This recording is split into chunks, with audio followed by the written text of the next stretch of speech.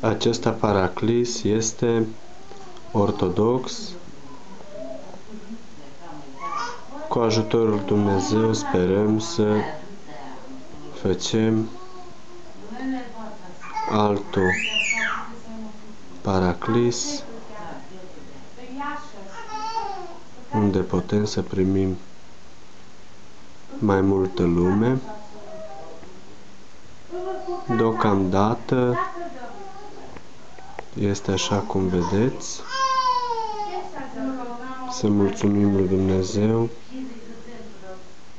că putem să ne rugăm și aici. Asta e birou. E mai mic, așa, dar că nu avem mai bine.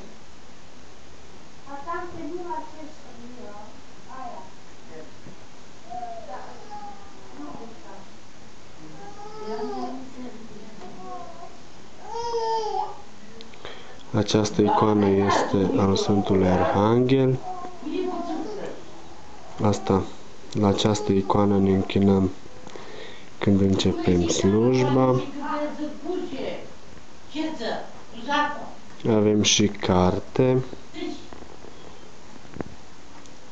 Puteți să citiți. Carte pentru impresii duhovnicești, semnături, credincioși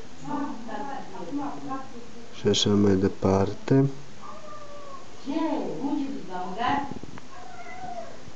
Această icoană unde este și crucea este icoana Maicii Domnului, făcătoare de minuni. Este o copie luată de la mănăstirea Lepavina sârbească din Croația, care este foarte ajutătoare.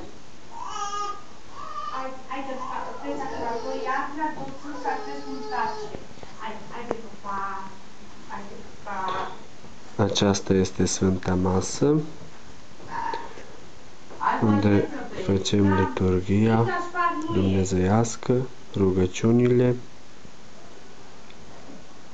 și așa mai departe. Doamne ajută!